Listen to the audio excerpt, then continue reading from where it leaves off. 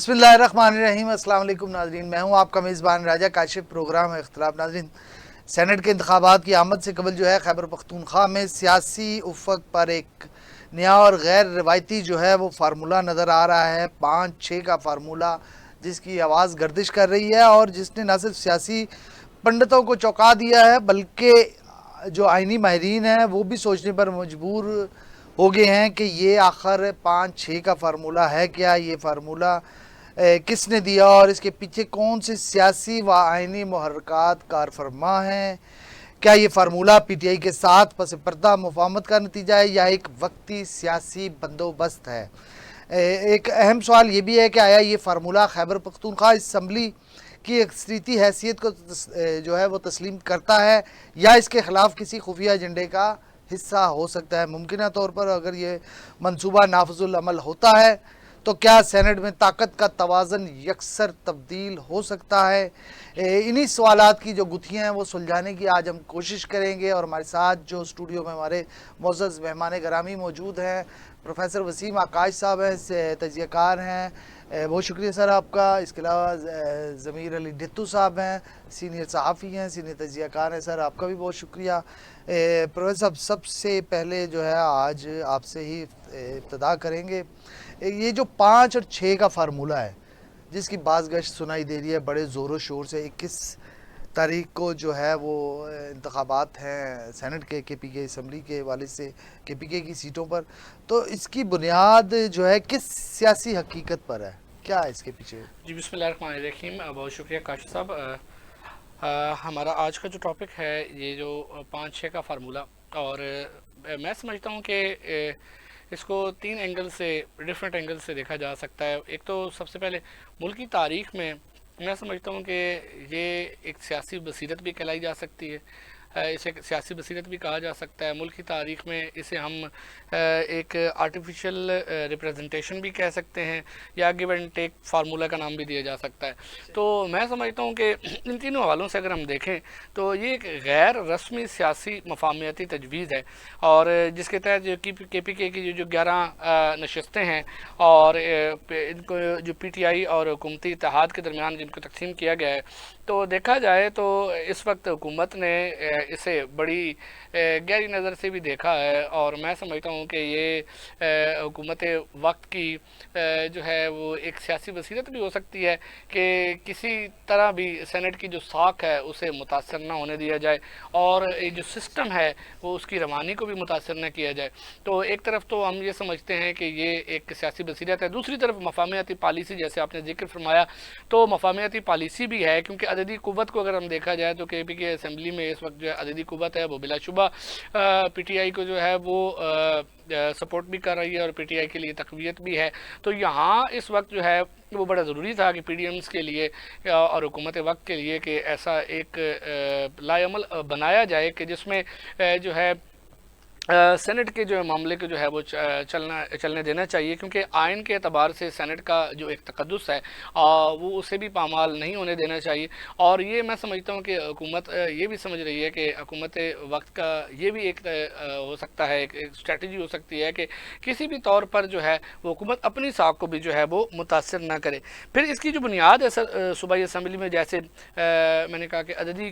طاقت اور قومی سیاسی ضرورت بھی ہے، اور تاکہ سینٹ وہ مکمل ہو سکے۔ تو یہ باضابطہ طور پر یہ فارمولہ ابھی تک تو باضابطہ طور پر کسی بھی فریق نے ابھی تسلیم تو نہیں کیا، مگر سیاسی ذرائع اور جو بیک ڈور چینلز ہیں اس کے اوپر ضرور اس بارے میں بات بھی ہو رہی ہے۔ کہیں ایک طرف وہ اسے شدید کرٹیسزم کا وہ نشانہ بنایا جا رہا ہے، اور کہیں ایک طرف وہ اسے سیاسی بصیرت بھی کہا جا رہا ہے۔ یہ فارمولہ ابھی کے پی کے اسمبلی کی اکثریتی حیثیت کو قبول تو کرتا ہے، لیکن ساتھ یہ اس کو چیلنج بھی کر رہا ہے۔ ہم اگر دیکھیں تو ابھی پچھلے کچھ گھنٹوں کے دوران جو ایک بڑی پیش رفت ہوئی ہے اس سیاسی گہما گہمی میں، اور خاص طور پر اگر پی ٹی آئی کے ہم کارکنان کو دیکھیں اور پی ٹی آئی کے خاص طور پر قیادت کو دیکھیں، یا اہم جو ان کے سیاسی رہنما ہیں تو ان کو دیکھیں، تو 2 قسم کے خلا اس میں نظر آ رہے ہیں۔ ایک طرف تو جو ایک بڑی تعداد وہ اس سے انحراف کرتی ہوئی نظر آ رہی ہے اس فارمولے سے، اور ایک طرف وہ کچھ جو سیاسی قیادت وقت جو ہے وہ ان کی کے پی کے حوالے سے اسپیشلی پی ٹی آئی کے حوالے سے جو سینئر قیادت ہے وہ اس مفاہمتی پالیسی کو قبول کرتے ہوئے نظر آ رہے ہیں. تو میں سمجھتا ہوں کہ یہ چیز جو ہے اس وقت جو ہے ہم اس کا کوئی خاص طور پر نتیجہ نہیں اخذ کر سکتے کہ کیا آیا یہ دور رس اثرات جو ہے وہ مرتب کر سکتا ہے یا نہیں. لیکن یہ چیز ضرور ہے کہ توازن بحال ہو سکتا ہے. سینٹ کا جو توازن ہے اسے بحال رکھا جائے. فارمولا کس نے پیش کیا ہوگا اور کیا بیک ڈور مفاہمت چل رہی ہے حکومت اور پی ٹی آئی کی؟ ابھی بھی چل رہی ہے بیک ڈور چینلز کے اوپر اس پر بات ہو رہی ہے اور ابھی اسے منظر عام پر نہیں لایا گیا. میں سمجھتا ہوں کہ وہ بھی کسی مصلحت کے پیش نظر نہیں لایا گیا کیونکہ ایک تو یہاں پہ جو اس وقت جو حکومتی لاء عمل ہے وہ یہ ہے کہ ایک تو سینٹ کے انتخابات جو ہے اس کو ملتوی نہیں کیا جائے. ٹھیک ہے جی. اگر یہ ملتوی ہوتے ہیں اب کسی صورت میں بھی یہ تعطل کا شکار ہوتے ہیں تو سب سے بڑی جو کوشچن مارک آتا ہے وہ حکومت وقت کے اوپر آتا ہے, اسٹیبلشمنٹ کے اوپر آتا ہے. تو کسی بھی طور پر اسٹیبلشمنٹ یہ نہیں چاہے گی جی الیکشن کمیشن کے اوپر آتا ہے. اور الیکشن کمیشن کے جیسے ابھی آپ دیکھیں کہ نوٹیفیکیشن ان کا کہ کسی بھی طور پر اس وقت تک اجازت نہیں مل سکتی, وہ نوٹیفیکیشن جاری نہیں کریں گے تب تک جو ہے وہ سینٹ کے حوالے سے مکمل 5 اور 6 کا فارمولا امپلیمنٹ ہوتا ہے. تو آپ کو کیا لگتا ہے کہ اس سے یہ جو ہے خیبر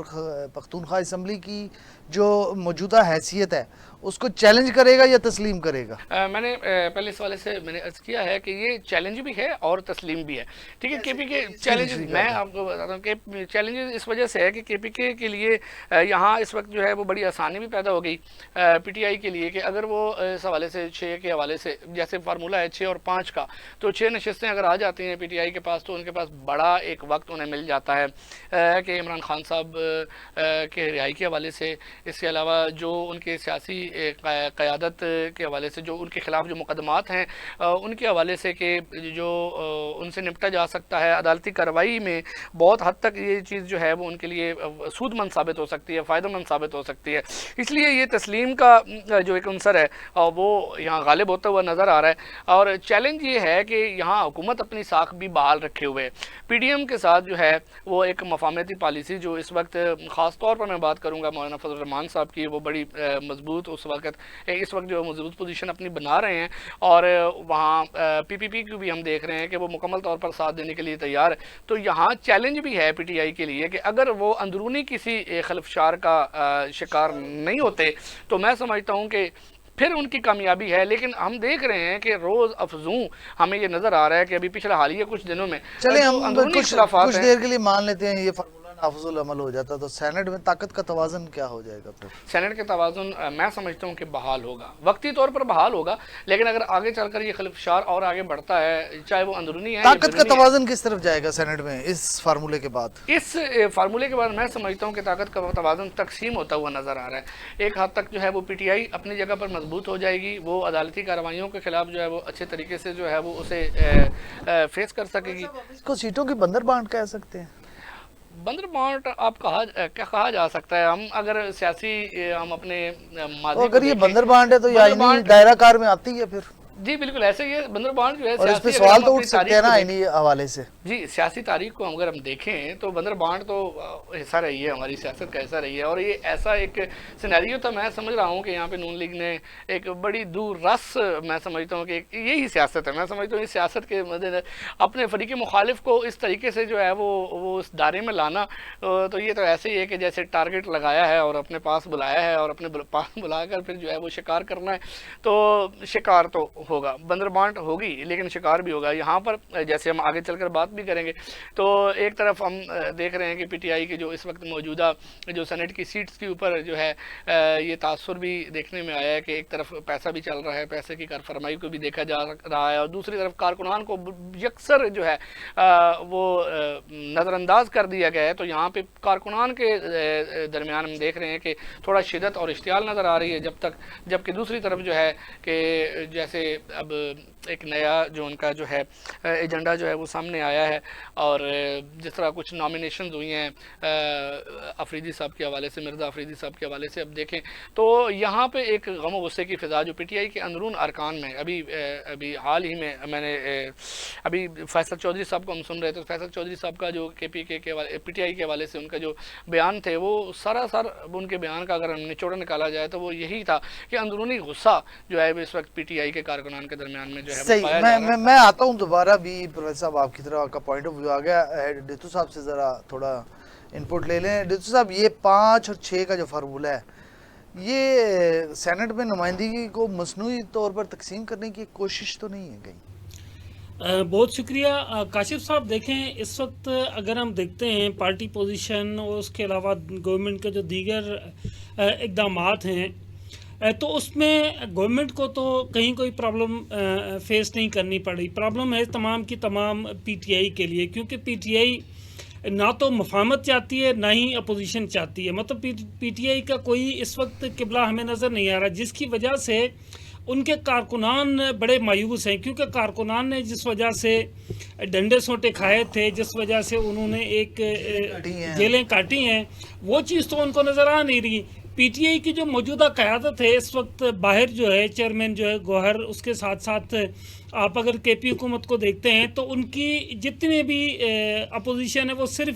صرف بیانات کی حد تک ہے. بیانات سے آگے وہ آنا نہیں چاہتے, وہ صرف اسٹیٹس انجوائے کر رہے ہیں. اچھا دوسری بات یہ کہ میں آپ کو ایک ذرا اس کا فگرز بتا دیتا ہوں. دیکھیں اس وقت جو گورنمنٹ الائنس ہے اس کے پاس سیٹیں ہیں 54, جبکہ جو اپوزیشن الائنس ہے اس کے پاس سیٹیں 29. اب یہ جب فارمولہ چینج ہوگا, جو نئی باڈی آئے گی, تو اس میں 13 سیٹیں ویکنٹ ہیں جہاں پہ الیکشن ہوگا, جو کہ 13 نئے سینیٹر صاحبان آئیں گے. تو جب 13 آئیں گے تو اس میں سے جو اپوزیشن کی طرف جائیں گے وہ میکسیمم 6 جائیں گے, باقی سارے کے سارے گورنمنٹ الائنس کے پاس آ جائیں گے. تو گورنمنٹ الائنس ہو جائے گا 61 پہ چلا جائے گا, جبکہ یہ چلے جائیں گے 35 پہ. تو سینٹ میں, نیشنل اسمبلی میں ان کی اسٹینڈنگ تو کہیں پہ بھی نہیں ہے. البتہ ایک چیز کے لیے جو کہ ان کی جو موجودہ قیادت کامیاب ہوئی ہے وہ یہ اس بات کے لیے ہو گئی ہے کہ پہلے اس چیز کا خدشہ تھا کہ شاید پی ٹی آئی الیکشن کا ماحول خراب کرے گی جو مخصوص نشستوں کی تقسیم تھی اس کے حوالے سے. تو اس پر انہوں نے اچھے بچوں کی طرح حامی بھر لی ہے کہ ہم الیکشن کا ماحول خراب نہیں کرتے, تاکہ 6 سینیٹرز ہمارے مزید پارلیمنٹ میں آ جائیں, تاکہ وہ بھی اپنا جو اسٹیٹس ہے اس کو انجوائے کرو. اس کی بھی اگر آپ تقسیم دیکھتے ہیں تو اس میں بالکل واضح طور پہ پی ٹی آئی کے اندر جتنے گروپس ہیں تمام کے تمام گروپس کو یہ تقسیم کر کے دے دیا گیا ہے, جس میں سابق سینیٹر جو فیصل جاوید ہے اور اس کے علاوہ جو مشال یوسفزئی آ رہی ہیں. تو مشال یوسفزئی تو ایک بالکل کلیئر فارمولہ ہے کہ یہ بشرا بی بی کے کینڈیڈیٹ پھنسے ہوئے تھے, لیکن اب سنا ہے انہوں نے کاغذات نامزدگی واپس لینے کے لیے حامی بھر لی ہے. دیکھیے پی ٹی آئی کا پرابلم سارا یہی تھا کہ پی ٹی آئی کے اندر جو لڑائی تھی سیٹوں کی تقسیم کے حوالے سے, اس پر ان کا فارمولہ آپس میں ہی طے ہوا ہے. اس کی وجہ سے تمام جو گروپس اس وقت پی ٹی آئی کے اندر موجود ہیں تمام گروپس کو ایک ایک سینیٹر دیا گیا ہے. جیسے میں بتا رہا تھا کہ مشال یوسفزئی ہے وہ بشرا بی بی کی کینڈیڈیٹ ہے, اسی طرح سے فیصل جاوید ہے وہ عمران خان کا کینڈیڈیٹ ہے, پھر باقی علیمہ بی بی, بیرسٹر گوہر اور علی امین گنڈا پور, اس طرح تمام لوگوں نے اپنے اپنے طور پہ وہ سیٹیں تقسیم کی ہیں. اب پرابلم سارا یہ کہ جو ان کی آگے کی پرفارمنس ہے اس پہ مزید ڈینٹ پڑے گا, کیونکہ جو الیکشن ہوئے تھے الیکشن کے دوران ہم نے جو پی ٹی آئی کا بوم دیکھا تھا ووٹوں کی شکل میں وہ بڑے بدترین طریقے سے ٹوٹے گا. اس کی وجہ یہ تھی کہ نوجوانوں کو جتنی امیدیں تھیں اس پارٹی سے وہ ساری کی ساری خاک میں مل گئی ہیں. اور اس سے آگے اگر ہم بات کرتے ہیں اس وقت سینٹ میں, تو سینٹ میں نہ تو یہ اپوزیشن کر پا رہے نہ گورنمنٹ کا ساتھ دے پا رہے. اب اگر آپ اس کو پی ٹی آئی کے اندر اس جو فارمولہ اس کے حوالے سے کیا موقع پایا جا رہا ہے, کیا کہتے ہیں ان کے رہنما اس حوالے سے؟ دیکھیے پی ٹی آئی میں جو تقسیم تھی اس کو پہلے ایک بڑے فخر کے ساتھ وہ کور کرتے ہوتے تو وہ کہتے کہ دیکھیں ہماری جمہوری پارٹی ہے تو وہاں پر اختلاف رائے کو عزت دی جاتی ہے. لیکن اب کھل کھلا کر آ گیا ہے کہ تمام کے تمام لوگ جو ہے وہ اپنا اپنا حصہ مانگ رہے تھے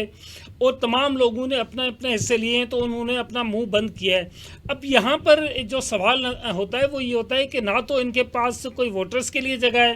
نہ تو ان کے پاس اپنے کارکنان کے لیے کوئی جگہ ہے. علی امین گنڈا پور کا اپنا ایک سرکل ہے, اپنا ایک سیٹ اپ ہے. بیرسٹر گوہر کا اپنا ایک سرکل ہے, اپنا ایک سیٹ اپ ہے. اس کے علاوہ بیرسٹر سیف ہے, اس کا اپنا ایک سرکل ہے. پی ٹی آئی میں ہی اگر آپ دیکھیں تو جو بشرا بی بی ہے اس کا اپنا سرکل ہے, اپنے اس کے ایک گروپ کے لوگ ہیں. اسی طرح سے عمران خان ہے اور اس کے علاوہ عمران خان کی جو بہنیں انہوں نے بھی اپنے اپنے ایک لائن بنائی ہوئی. شاید آپ کو یاد ہو کہ پہلے ایک سندھ سے سینیٹر آئے تھے ابڑو صاحب, اس کے حوالے سے بڑا شور مچا تھا, اور یہ سارے کا سارا شور کسی باہر کی اپوزیشن نے نہیں مچایا تھا, خود پی ٹی آئی کے اندر جو بیٹھے ہوئے لوگ تھے انہوں نے چیخ چیخ کے زمین آسمان ایک کر دی تھی کہ جی یہ پیسے دے کر تو ان کو سینیٹر بنایا گیا. تو اس وقت غالباً یہ الزام لگا تھا کہ 54 کروڑ روپے لے کر ان کو سینیٹر بنایا گیا تھا. تو پی ٹی آئی کے اندر یہ تقسیم, یہ بندر بانٹ, یہ فارمولہ شروع سے ہمیں نظر آتا ہے. پی ٹی آئی میں صرف یہ ہے کہ جو بندہ جتنا حصہ لے سکتا ہے اتنا لینے کے چکر میں ہوتا ہے, اس کو قطعی طور پہ نہ اپنے کارکنان سے کوئی ہمدردی ہے, نہ ان کو اپنے نظریے سے کوئی ہمدردی ہے, نہ ہی وہ اس سے آگے کی کوئی بات سوچنا چاہتے ہیں. پارٹی کا کیا رد عمل ہے دیکھیے پیپلز پارٹی کا اس سارے جو فارمولے پہ جو رد عمل ہے وہ سب سے بہتر ہے. اس کا ریزن یہ ہے کہ سارے کا سارا نہیں خاموشی نہیں ہے. دیکھیے سارے کا سارا فارمولہ تو انہوں نے ہی بنایا ہوا ہے, کیونکہ گورنمنٹ اتحاد جو ہے اس کا وزیر اعظم شہباز شریف ہے, لیکن جو فرنٹ سیٹ ہے وہ زرداری کے پاس ہے. جب مفاہمت کی بات آتی ہے, جب تقسیم کی بات آتی ہے, تو تقسیم کے حوالے سے جو سارا فارمولہ صدر کے اسی لیے اتنے چکر لگ رہے تھے پرائم منسٹر صاحب کے, بالکل اسی لیے اتنے چکر لگ رہے تھے. تقسیم کا فارمولہ سارا زرداری کا ہے, اور زرداری میں اس میں کوئی شک نہیں ہے, ہمیں اس سے بڑے اختلافات ہیں سیاسی, لیکن وہ تقسیم کے معاملات میں بڑے کھلے دل کا آدمی ہے. وہ اپوزیشن کو بھی اسپیس دیتا ہے, اپنے لیے بھی اسپیس لے لیتا ہے, گورنمنٹ کو بھی چلنے دیتا ہے. آپ یاد کریں کہ جب نواز شریف کی گزشتہ گورنمنٹ گری تھی تو آصف زرداری اور نواز شریف کی ایک ملاقات طے تھی. جو ملاقات نواز شریف نے نہیں کی تھی تو بیک ڈور سے آصف زرداری نے نواز شریف کو پیغام بھیجا تھا کہ یہ تم نے میرے ساتھ ملاقات نہیں کی, لیکن تم نے اپنے پاؤں پہ کلہاڑی ماری ہے. اس کا ریزن یہ تھا کہ آصف زرداری وہ بندہ تھا جو اس کو ضرب تقسیم کر کے حساب بنا کے دیتا تھا کہ اگر آپ نے گورنمنٹ چلانی ہے, اگر آپ نے اس ہائیبرڈ نظام کے آگے بڑھانا ہے تو اس کے لیے تقسیم کس طرح سے ہوگی. اب میاں صاحب کو کیونکہ اس وقت بھی ایک خیال آیا تھا کہ وہ دنیا کے مضبوط ترین اور پاپولر لیڈر ہیں, اس بنیاد پہ وہ اور آگے چلے گئے, پتہ چلا ان کی پوری گورنمنٹ زمین بوس ہو گئی. اس وقت جو فرنٹ سیٹ ہے وہ نون لیگ میں شہباز شریف کے پاس ہے, اور شہباز شریف کو فرنٹ سیٹ دینے کا مقصد یہ تھا کہ جہاں پر کوئی ضرب تقسیم میں ہیر پھیر ہوگی, کہیں کوئی حساب کتاب ہوگا, تو وہاں پر وہ خاموشی اختیار کرتے ہیں. اس وقت آپ دیکھیں نا کہ آپ کو جو